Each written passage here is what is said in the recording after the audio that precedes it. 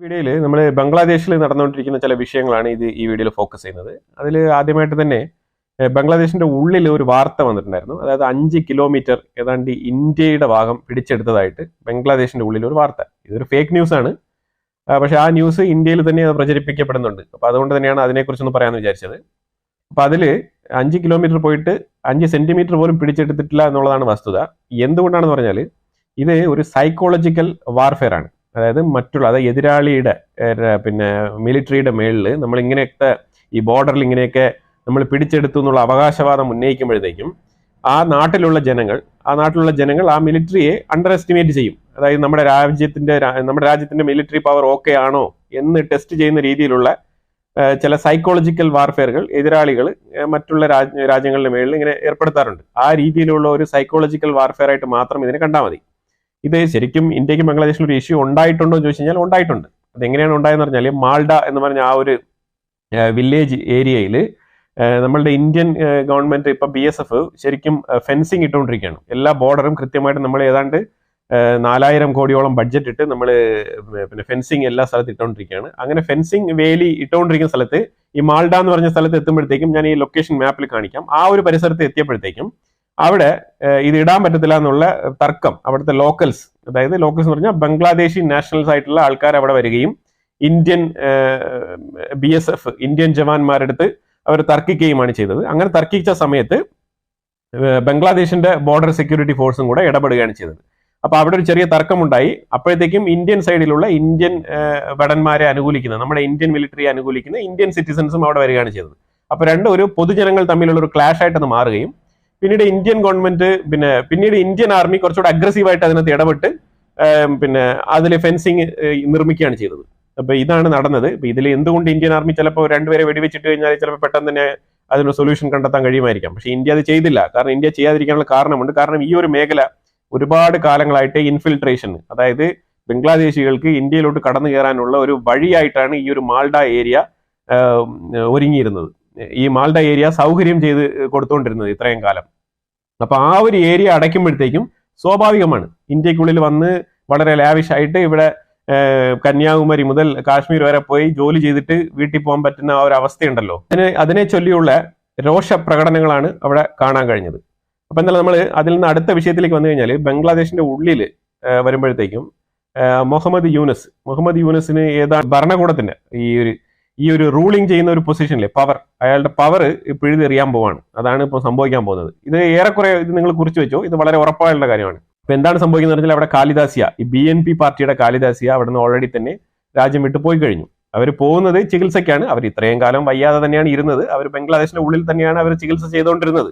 പക്ഷെ അവർക്ക് ബംഗ്ലാദേശിൽ നിന്ന് മാറി നിന്ന് ചികിത്സ ചെയ്യാൻ മാത്രമുള്ള വ്യത്യസ്ത തരം രോഗങ്ങളൊന്നും ഇല്ല. അവർക്ക് ഈ പ്രായാധിക്യം മൂലം വരുന്ന ഈ രോഗങ്ങൾ മാത്രമേ ഉള്ളൂ, ജീവിതശൈലി കൊണ്ടുള്ള രോഗം. അപ്പൊ അതിനെ ചികിത്സ തേടാൻ വേണ്ടിയിട്ടാണ് അവർ ലണ്ടനിൽ പോയിരിക്കുന്നത്. കാരണം വേറെ ഒന്നുമില്ല, ലണ്ടനിലാണ് അവരുടെ മോനുള്ളത്. പിന്നെ കാലിദാസിയാക്കി തീർച്ചയായിട്ടും ഷെയ്ഖ് ഹസീനയുടെ പാർട്ടിയുടെ മേളിൽ നല്ല രീതിയിലുള്ള വെറുപ്പും വിദ്വേഷവും ഒക്കെ ഉണ്ട്. കാരണം വേറെ ഒന്നുമില്ല, ഈ കാലിദാസിയായുടെ മോൻ നല്ല രീതിയിലുള്ള കറപ്ഷനിൽ ഇടപെട്ടുകൊണ്ട് പല രീതിയിലുള്ള പൈസയൊക്കെ മോട്ടിച്ചുകൊണ്ട് പല ഓഫ്ഷോർ കമ്പനികളിൽ നിക്ഷേപിച്ചിരിക്കുന്ന ആളാണ്. അപ്പൊ ആ ഒരു കേസൊക്കെ നിലനിൽപ്പുണ്ട്. അപ്പൊ ആ കേസൊക്കെ കുത്തിപ്പൊക്കിയെടുത്ത് ബംഗ്ലാദേശിനുള്ളിൽ ഇവരെ പൂട്ടി വെച്ചിരിക്കുന്നത് ഇവരുടെ ഓപ്പോസിറ്റ് പാർട്ടി ആയിട്ടുള്ള അവാമി ലീഗ് പാർട്ടിയുടെ നേതൃത്വത്തിലിരിക്കുന്ന ഷെയ്ഖ് ഹസീന തന്നെയാണ്. അപ്പൊ അതുകൊണ്ട് അതിൽ വലിയ ആശ്ചര്യത്തിന്റെ ആവശ്യമൊന്നുമില്ല. അപ്പൊ അതുകൊണ്ട് അവര് നാടുവിടുന്നതിന്റെ കാരണം എന്ന് പറഞ്ഞാല് ഇത്രയും കാലം ഈ BNP പാർട്ടിയും ഈ ഇപ്പൊ നിൽക്കുന്ന ഈ യൂനസും അതേപോലെ ഇപ്പൊ ഭരിച്ചുകൊണ്ടിരിക്കുന്ന ഈ ഒരു ജമാഅത്ത് ഇസ്ലാമിയും ഇവരെല്ലാം ഒറ്റക്കെട്ടായിട്ടിരിക്കാനുള്ള കാരണം എന്ന് പറഞ്ഞാൽ ഇപ്പൊ കുറെ കാലമായിട്ട് 4-ാം തവണയാണ് ഈ ഷെയ്ഖ് ഹസീന പൊസിഷനിലേക്ക് വരുന്നത്. അപ്പൊ ഏതാണ്ട് 15 വർഷമായിട്ട് അവർ കണ്ടിന്യൂസ് ആയിട്ട് ഈ ഒരു പൊസിഷനിൽ ഇരിക്കുകയാണ്. അപ്പൊ ഈ 15 വർഷമായിട്ട് ഇരിക്കുമ്പോഴത്തേക്കും ഉണ്ടാകുന്ന ഒരു ഓപ്പോസിറ്റ് ലീഗ് ഇല്ലേ, അതാണ് അവിടെ സംഭവിച്ചത്. ഇപ്പൊ എങ്ങനെയാണ് ഇന്ത്യക്കുള്ളിൽ ഇന്ത്യ പാർട്ടി ഉണ്ടായത്, അതുപോലെ തന്നെ ഉണ്ടായതാണ് ഈ ഒരു സംരംഭം. തുടർച്ചയായിട്ട് ഒരാളിരുന്ന് ഭരിക്കുമ്പം ഓപ്പോസിറ്റിൽ ഉള്ള ആൾക്കാരെല്ലാം ഒത്തുകൂടിയിട്ട് എങ്ങനെയെങ്കിലും ഇവരുടെ കസേര ഒന്ന് വലിച്ചിടാം എന്ന് ശ്രമിക്കും. അങ്ങനെ ശ്രമിച്ചതാണ് ഇന്ത്യ മുന്നണി എന്നൊക്കെ പറയുന്നത്, INDA മുന്നണി ഒക്കെ അങ്ങനെ വന്നതാണ്. അപ്പൊ ആ രീതിയിൽ ഒരു പൊളിറ്റിക്കൽ റെജിം അല്ല, നമ്മൾ ഇതാരെയും കുറ്റപ്പെടുത്തുന്നില്ല. ഇത് സ്വാഭാവികമായിട്ട് ഉരുത്തിരിഞ്ഞു വരുന്ന ഒരു പ്രക്രിയയാണ്. അതൊരു രാഷ്ട്രീയ പ്രക്രിയയാണ്. അത് ആ രീതിയിൽ തന്നെ കണ്ടാൽ മതി. അതാരായാലും അങ്ങനെ തന്നെ ചെയ്യും. കാരണം ഒരാളെ വീഴ്ത്താനേ പറ്റുന്നില്ല, പിന്നെ എന്ത് ചെയ്യാനാണ്? വേറെ ഏതെങ്കിലും മാർഗം നമ്മൾ എല്ലാവരും കൂടെ ചേർന്നിട്ട് അയാളെ വീഴ്ത്താൻ ശ്രമിക്കാം എന്നൊക്കെ ശ്രമിക്കുമല്ലോ, ആ രീതിയിലുള്ള ശ്രമമാണ് അവിടെ നടന്നത്. അപ്പൊ അതുകൊണ്ട് ഇപ്പം തൽക്കാലം എന്തായാലും ഇനി ഒരു 12 ദിവസം, ഇനി എണ്ണി 12 ദിവസത്തിൽ അമേരിക്കയിൽ റെജീം മാറ്റം വരും. അമേരിക്കയിൽ എന്ന് വെച്ചാൽ അവിടെ നമ്മൾ എപ്പോഴും പറയുന്ന പോലെ ഡൊണാൾഡ് ട്രംപ് വന്നിരിക്കും അങ്ങനെയുള്ള സംഭവമല്ല. കൃത്യമായിട്ട് വേറൊരു സൈഡിൽ നിങ്ങൾ ചിന്തിച്ച് നോക്കൂ. അതായത് ഈ ഒരു ഭരണമാറ്റം ബംഗ്ലാദേശിൽ സംഭവിക്കുകയും യൂനസ് എന്ന് പറഞ്ഞ ആളിനെ അമേരിക്കയിൽ നിന്ന് വിടുന്ന ആൾക്കാരാണ് ഹിലരി ക്ലിന്റൺ, ഒബാമ, ഇത് ബൈഡൻ ഭരണകൂടം, ഇവരൊക്കെ ചേർന്നിട്ടാണല്ലോ വിടുന്നത്. ഇനിയിപ്പോ ഒരു 2 ആഴ്ച കഴിയുമ്പോൾ ഇവരവിടെ ഉണ്ടാവില്ല. ഇനിയിപ്പോ യൂനസിന് ഇപ്പോൾ ഓൾറെഡി തന്നെ അമേരിക്ക പല ഫണ്ടുകളും നിർത്തിവെച്ചിരിക്കുകയാണ്. റോഹിംഗ്യകൾക്ക് കൊടുക്കുന്ന ഫണ്ട് ഓൾറെഡി സ്റ്റോപ്ഡ് ആണ്. അതുപോലെ പല ഫണ്ടുകൾ നിർത്തിവെച്ചിരിക്കുകയാണ്. പല തവണ ലോണിന് അപ്ലൈ ചെയ്ത് കൊടുത്തിട്ടില്ല. ആ ഒരു സ്ട്രഗിളിങ്ങിന്റെ ഇടയിൽ അവിടെ ഒരു പൊളിറ്റിക്കൽ ചേഞ്ച് ഉണ്ടാവാനുള്ള സാധ്യത എന്ന് പറഞ്ഞാൽ ഇപ്പൊ അതായത് ആർമി കൃത്യമായിട്ട് അവരുടെ നിലപാട് വ്യക്തമാക്കിയിരിക്കുകയാണ്. എന്തുകൊണ്ടാണ് ആർമി നിലപാട് വ്യക്തമാക്കിയത്? അവിടുത്തെ പ്രസിഡന്റ് അഥവാ ഈ പ്രസിഡന്റ് മാത്രമാണ് അവിടെ എലക്ടഡ് ഭരണകൂടമായിട്ടുള്ള ഷെയ്ഖ് ഹസീനയുടെ അവാമി പാർട്ടി റൂളിംഗിൽ ഇരുന്ന സമയത്ത് നിയമിച്ച ഒരു പോസ്റ്റ്, ഈ ഒരു ഗവർണർ പോസ്റ്റ്. ആ ഗവർണർ മാത്രമാണ് അവിടെ ആ ഒരു ഡെമോക്രാറ്റിക് രീതിയിൽ തിരഞ്ഞെടുക്കപ്പെട്ട ഒരു ഭരണകൂടം നിയമിച്ച വ്യക്തിയായിട്ട് അവിടെ ഉള്ളത്. ബാക്കിയുള്ളതെല്ലാം അവിടെ ഇപ്പൊ പുതിയതായിട്ട് ഇവര് പിന്നെ ഫിക്സ് ചെയ്ത ആൾക്കാരാണ്. അപ്പൊ അതുകൊണ്ട് അവിടെ സംഭവിക്കാൻ പോകുന്ന പറഞ്ഞാൽ ഈ ഗവർണർ ഉള്ളിന്റെ ഉള്ളിൽ തീർച്ചയായിട്ടും ഷെയ്ഖ് ഹസീന നിയമിച്ച ആളാണ്. അപ്പൊ അത് ഷെയ്ഖ് ഹസീനയ്ക്ക് സപ്പോർട്ട് ചെയ്ത് നിൽക്കുള്ളൂ. അതുകൊണ്ടാണ് ഗവർണർ അർത്ഥശങ്കയ്ക്കിടയില്ലാതെ പറഞ്ഞത് ഷെയ്ഖ് ഹസീനയുടെ റെസിഗ്നേഷൻ കത്ത് എന്റെ പക്കലില്ല എന്ന്. അപ്പൊ അതില്ലാത്തത് കൊണ്ട് തന്നെ അവരെ മാറ്റണം എന്ന് പറഞ്ഞിട്ട് ഇവന്മാർ ശ്രമിച്ചായിരുന്നു. ഈ ജമാഅത്ത് ഇസ്ലാമിയും ഈ യൂനസ് ഒക്കെ ചേർന്നിട്ട് ഗവർണറെ മാറ്റിക്കളഞ്ഞേക്കാം എന്ന് വിചാരിച്ചു. അപ്പൊ അങ്ങനെ ഗവർണറെ മാറ്റിക്കളഞ്ഞേക്കാം എന്ന് വിചാരിച്ച സമയത്ത് സംഭവിച്ചെന്ന് പറഞ്ഞാൽ കൃത്യമായിട്ട് ഇവര് ആർമി ഇടപെടുകയുണ്ടായി. ആർമി പറഞ്ഞ് ആ പരിപാടി നടക്കത്തില്ല. കാരണം ആർമിയുടെ തലപ്പത്തിരിക്കുന്നത് ഗവർണറാണ്. ഗവർണറിന്റെ വാക്ക് അനുസരിച്ചാണ് ആർമി മുന്നോട്ട് പോകുന്നത്. അപ്പൊ അതുകൊണ്ട് ആർമിയുടെ ഒരു സപ്പോർട്ട് കൊണ്ടാണ് ഗവർണർ അവിടെ നിൽക്കുന്നത്. നമ്മൾ വിചാരിക്കും യുവമാർ ഇത്രത്തോളം കിടന്ന് ഇവിടെ ഗുരുതരമായ പ്രശ്നങ്ങൾ കാണിച്ചിട്ട് ഈ ഗവർണറെ മാത്രമേ അവർ മാറ്റാത്ത എന്താണ്? കാരണം ഗവർണറെ മാറ്റി കഴിഞ്ഞാൽ ആർമി അടഞ്ഞു കഴിഞ്ഞാൽ പരിപാടി തീർന്നു. പിന്നെ യുവമാർക്കൊന്നും ചെയ്യാൻ കഴിയില്ല.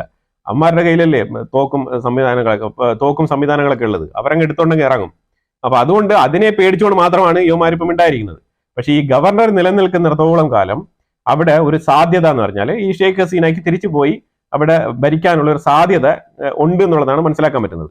ആ രീതിയിലാണ് കാര്യങ്ങൾ. പക്ഷെ എന്നിരുന്നാൽ ഒരു തവണ ഈ ഭരണം അട്ടിമറിക്കപ്പെട്ട സ്ഥിതിക്ക് ഷെയ്ഖ് ഹസീന നാട് വിട്ടു. അവിടെ നിന്ന് നാട് വിട്ട സ്ഥിതിക്ക് തിരിച്ച് തീർച്ചയായിട്ടും പോകുമ്പോഴത്തേക്കും ഒരു ഇലക്ഷൻ ഫേസ് ചെയ്യേണ്ടത് അനിവാര്യമാണ്. അതാണ് നാട്ടു നടപ്പ്.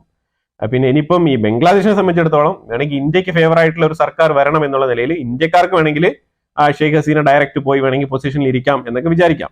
പക്ഷെ എന്നിരുന്നാലും ഇതിന്റെ ഫ്യൂച്ചർ വരുന്നത് ശരിക്കും അമേരിക്കയുടെ ആ ഒരു ട്രംപ് ഭരണകൂടം വരുന്നതിന് ശേഷമാണ്. ട്രംപ് ഭരണകൂടം വരുന്ന ആ മൊമെന്റിൽ യുഎൻഎസിന്റെ ചീട്ട് കീറും, അത് ഉറപ്പാണ്. കാരണം യുഎൻഎസിന് ഇപ്പോൾ ഈ ഒരു 4-5 മാസം കയ്യിലുണ്ടായിരുന്നു. ഒരു ഇലക്ഷൻ വേണമെങ്കിൽ നടത്താമായിരുന്നു. പക്ഷെ ഇലക്ഷന് തുനിഞ്ഞില്ല. ഇത് അയാളുടെ മണ്ടത്തരമാണ്. ഇലക്ഷനെ കുറിച്ച് യുഎൻഎസിന്റെ അടുത്ത് ചോദിച്ചപ്പോഴൊക്കെ യുഎൻഎസ് പറഞ്ഞുകൊണ്ടിരുന്ന കാര്യങ്ങൾ എന്ന് പറഞ്ഞാൽ നമ്മൾ ആദ്യം ഇവിടെ ഒരു പിന്നെ സ്റ്റെബിലിറ്റി, അതായത് ഇവിടെ ഇപ്പം അശാന്തിയാണ്, ഇവിടുത്തെ അന്തരീക്ഷം ശരിയല്ല. അപ്പൊ അതുകൊണ്ട് ഇവിടെ നാട്ടിലേക്ക് ഒരു സമാധാനപൂർവ്വമായിട്ടുള്ള ഒരു കംബാക്ക്, ഒരു കലാപത്തിൽ നിന്നാണല്ലോ രാജ്യം ഇങ്ങനെ മുന്നോട്ട് വരുന്നത്. അപ്പൊ ആ കലാപത്തിന് ശേഷം ഉണ്ടായ ഡാമേജുകൾ, അപ്പോൾ ആ ഒരു അന്തരീക്ഷം ശരിയാക്കി എടുക്കുക എന്നുള്ളതാണ് പുള്ളി ആദ്യമായിട്ട് പറഞ്ഞ സംഭവം. അത് കഴിഞ്ഞിട്ട് പുള്ളി പറഞ്ഞത് പിന്നെ ഇവിടെ ലോ റിഫോം ചെയ്യേണ്ടതുണ്ട്, അതായത് അവരുടെ നിയമങ്ങളിൽ ചില മാറ്റങ്ങൾ വരുത്തേണ്ടതുണ്ട്. അപ്പൊ ആ ഒരു നിയമങ്ങളിൽ മാറ്റങ്ങൾ വരുത്തേണ്ടതുണ്ട്. അപ്പൊ പറഞ്ഞത് നിയമങ്ങൾ ഇവിടെ ബംഗ്ലാദേശിൽ ഓൾറെഡി നടപ്പിലാക്കിക്കൊണ്ടിരിക്കുന്ന നിയമങ്ങളിൽ ചില മാറ്റങ്ങൾ വരുത്തേണ്ടതുണ്ട്. അപ്പൊ ഭരണഘടന കുറച്ച് മാറ്റം വരുത്തണം, അതായത് കുറച്ച് ശരിയാ ലോ ഒക്കെ ഈ ജമാഅത്ത് ഇസ്ലാമി പ്രകാരം കൊണ്ടുവരേണ്ടതുണ്ട്. അപ്പോൾ നിലവിലുള്ള ഡെമോക്രാറ്റിക് ഭരണഘടന, അതായത് ഈ ഒരു ഭരണഘടന മാറ്റിക്കൊണ്ട് ശരിയത്ത് ലോ പ്രകാരമുള്ള റൂൾസ് ആൻഡ് റെഗുലേഷൻസ് അതിനുള്ള പുസ്തകങ്ങളൊക്കെ എഴുതി തയ്യാറാക്കി റെഡിയാക്കണം. ഇത് കഴിഞ്ഞിട്ട് മൂന്നാമത്തെ കാര്യമായിട്ട് പുള്ളി പറഞ്ഞിരുന്നത് ഇവിടുത്തെ ഇലക്ഷൻ ലിസ്റ്റ്, വോട്ടേഴ്സ് പട്ടിക, ഈ ഒരു പട്ടിക ശരിപ്പെടുത്തണം. അതിനകത്ത് ഒരുപാട് ഫേക്ക് ആയിട്ടുള്ള ആൾക്കാരുടെ അവാമി ലീഗ് വിജയിക്കത്തക്ക രീതിയിലുള്ള ചില ഇൻഫിൽട്രേഷനുകൾ, ചില കൂട്ടിച്ചേർക്കലുകളൊക്കെ ഉണ്ട്. അപ്പൊ ആ രീതിയിലുള്ള ആ ലിസ്റ്റ് ഒന്ന് ഓർഗനൈസ് ചെയ്യണം. ആ ലിസ്റ്റ് ഓർഗനൈസ് ചെയ്തിട്ട് മാത്രമേ ഇലക്ഷൻ പ്രൊപ്പോസ് ചെയ്യൂ എന്നാണ് പറഞ്ഞത്. ഇപ്പൊ 4 മാസമായിട്ട് ഇയാൾ അവിടെ ഇരുന്ന് സുഖിക്കുകയായിരുന്നു, ഈ പരിപാടികളൊന്നും ചെയ്തില്ല. ഇത് വേണമെങ്കിൽ ഒറ്റ മാസം കൊണ്ട് തന്നെ ഇയാൾക്ക് ചെയ്തിട്ട് പോകാമായിരുന്നു. ഇതിൽ ഒറ്റൊരു കാര്യം മാത്രമേ ചെയ്യാൻ പറ്റാത്തതായിട്ടുള്ളൂ. അതേതാണെന്ന് പറഞ്ഞാൽ ഈ ഒരു ലോ റിഫോം ചെയ്യുന്നത്, ഇത് ഈ ഒരു ഭരണഘടന മാറ്റിക്കൊണ്ട് ശരിയത്ത് ലോ കൊണ്ടുവരിക എന്നുള്ളത്, അത് മാത്രമാണ് ചെയ്യാൻ പറ്റാത്തതായിട്ടുള്ളത്. കാരണം അങ്ങനെ ഒരു സംഭവം ചെയ്യണം എന്നുണ്ടെങ്കിൽ അവിടെ ഒരു ഇലക്ടഡ് ഗവൺമെന്റ് വേണം അത് ചെയ്യാൻ. ഒരു രാജ്യത്തിന്റെയും ഭരണഘടന അങ്ങനെ മാറ്റാൻ പറ്റത്തില്ല. അങ്ങനെ മാറ്റണം, എന്തെങ്കിലും കൂട്ടിച്ചേർക്കലുകൾ, എന്തെങ്കിലും കിഴിക്കലുകളൊക്കെ ചെയ്യണം എന്നുണ്ടെങ്കിൽ അവിടെ വേണ്ടത് ഒരു ജനങ്ങൾ തിരഞ്ഞെടുത്ത ഒരു സർക്കാർ സംവിധാനം അവിടെ വേണം. എന്നാൽ മാത്രമേ അത് നടക്കുള്ളൂ. അപ്പൊ മറ്റത് ഇത് മണ്ടത്തരമായിട്ടാണ് എനിക്ക് തോന്നിയത്. അതായത് ഈ ഒരു ലോ റിഫോം ചെയ്യുന്നത്, അതിന് ഇലക്ഷൻ നടത്തിയിട്ടേ അത് ചെയ്യാൻ പറ്റുള്ളായിരുന്നു. അപ്പൊ ഇതെല്ലാം അയാൾ പറഞ്ഞ കാര്യങ്ങളാണ്. അപ്പൊ അത് അയാൾ പറഞ്ഞ കാര്യത്തിൽ തന്നെ ഈ ഒരു ലോ റിഫോർമേഷൻ എന്ന് പറഞ്ഞ ആ പോയിന്റ് കണ്ടപ്പോൾ നമുക്ക് തോന്നിയത് ഇതാണ്. ലോ റിഫോർമേഷൻ ഒഴികെ ബാക്കിയുള്ള കാര്യങ്ങൾ അയാൾക്ക് നടത്താമായിരുന്നു. നടത്തി ഈ ഇലക്ഷൻ വിജയിച്ചിരുന്നെങ്കിൽ അവിടെ ആരും ചോദ്യം ചെയ്യപ്പെടാത്ത രീതിയിലുള്ള ഒരു ലീഡറായിട്ട് അവിടെ തുടരാമായിരുന്നു. മണ്ടത്തരമാണ്. കാരണം അയാൾ നിന്നാൽ അയാൾ ജയിക്കൂല എന്നറിയാം. കാരണം അവിടെ BNP പാർട്ടി ഓൾറെഡി ഉണ്ട്. അപ്പൊ അതുകൊണ്ടുള്ള പ്രശ്നങ്ങളൊക്കെ തന്നെയായിരുന്നു അയാളെ ഇതുപോലത്തെ പ്രശ്നങ്ങളാണ് അയാളെ അലട്ടിക്കൊണ്ടിരുന്നത്. അതുകൊണ്ടൊക്കെ തന്നെയാണ് അയാൾക്ക് ഇത് ചെയ്യാൻ പറ്റാത്തത്. പിന്നെ രണ്ടാമത്തെ കാര്യം വെച്ചാൽ പൈസ ഇല്ല. അതാണ് പ്രധാനപ്പെട്ട പ്രശ്നം. പൈസ ഇല്ല, ആൾക്കാർക്ക് പൈസ കൊടുക്കണമല്ലോ. ആ പൈസ എന്ന് പറയുന്ന സാധനം അവിടെ ഇല്ലായിരുന്നു. അപ്പൊ ഇതൊക്കെ കൊണ്ട് തന്നെയാണ് ബംഗ്ലാദേശ് ഈ ഒരു അവസ്ഥയിൽ പോകുന്നത്. വരും ദിവസങ്ങളിൽ വിത്തിൻ ഒരു 20 days ഇയാളുടെ കസാര ധരിക്കും എന്നുള്ളത് ഉറപ്പാണ്.